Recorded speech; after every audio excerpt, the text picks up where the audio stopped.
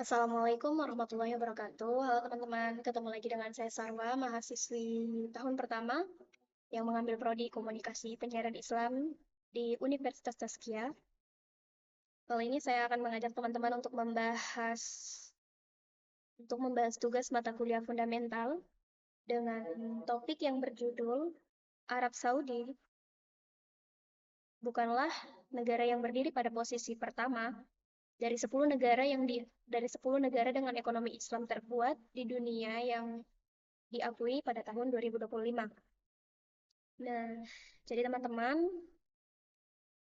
dalam kasus ini Indonesia menempati peringkat ketiga dalam laporan Indikator Ekonomi Islam Global atau SGIE atau Stage of the Global Islamic Economy pada tahun 2024 sampai 2025.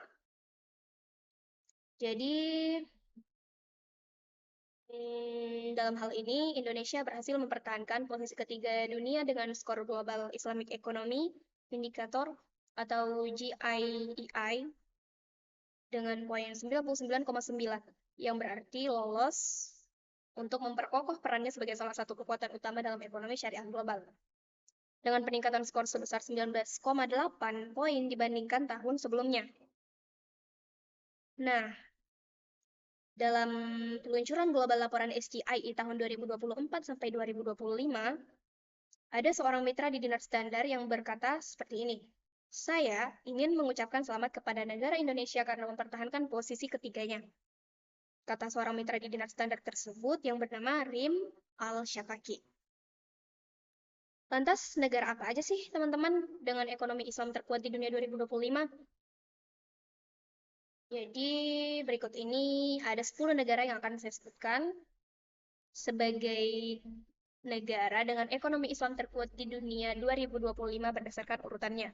Yang pertama diduduki oleh negara Malaysia dengan skor 165,1, kemudian ada negara Arab Saudi dengan skor 100,9, dan yang ketiga ada negara kita, negara Indonesia dengan skor 99,9, kemudian ada Uni Emirat Arab dengan skor 95,8, dan setelahnya ada Bahrain dengan skor 81,9, kemudian ada Yordania dengan skor 71,4, dan ada Kuwait dan Pakistan dengan skor Kemudian ada Kuwait dengan skor 67, kemudian Pakistan dan Turki dengan skor yang sama yaitu 64. Kemudian ada negara Qatar dengan skor 60,4. Nah, jadi teman-teman, dalam kasus ini saya akan mengaitkan beberapa hal dengan pembelajaran yang kemarin sempat saya lalui pada materi kuliah ini, fundamental, yaitu apa sih perbedaannya negara Islam dan negara Muslim. Karena kemarin kami sempat membahas bahwa Indonesia ternyata adalah negara Muslim, tapi bukan negara Islam. Apa bedanya? Nah, dalam kasus ini, negara negara yang Muslim, negara yang diakui sebagai negara Muslim, sudah pasti negara Islam. Salah. Terbalik, teman-teman. Jadi negara yang Islam sudah pasti negara Muslim, tapi negara yang Muslim belum tentu negara Islam. Oke, kita lihat perbedaannya ya. Sebenarnya, sebuah negara itu bisa diakui sebagai negara yang Islam kalau dia menetapkan hukum syariat, bukan hukum legislatif atau hukum buatan manusia. Nah, kenapa Indonesia sendiri tidak termasuk sebagai negara Islam? Karena Indonesia menggunakan sistem hukum legislatif atau DPR dan Presiden, yang otomatis bukan langsung berdasarkan pada kitab suci atau hukum agama tertentu. Sebagaimana yang tersirat dalam Undang-Undang 1945 Pasal 20 Ayat 1, Dewan Perwakilan Rakyat memegang kekuasaan membentuk undang-undang.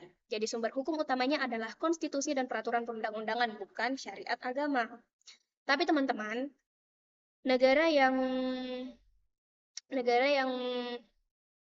menggunakan sistem hukum legislatif ya berarti negaranya itu sekuler. Tapi Indonesia tidak sepenuhnya sekuler.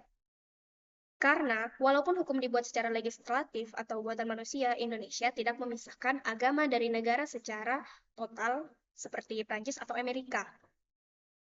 Kenapa? karena dasar negaranya adalah Pancasila, bukan sekularisme.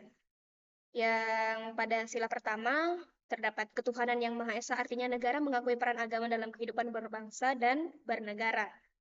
Tapi ya seperti ini, beberapa agama belum apa tidak sepenuhnya Islam itu dibolehkan dalam Indonesia, seperti agama Protestan, kemudian agama Kristen dan lain-lain. Jadi mungkin itu saja yang bisa kita bahas sampai sini, teman-teman. Sampai bertemu lagi dengan saya Sarwa, mahasiswi Komunikasi Penyiaran Islam di Universitas Saskia. Bye-bye.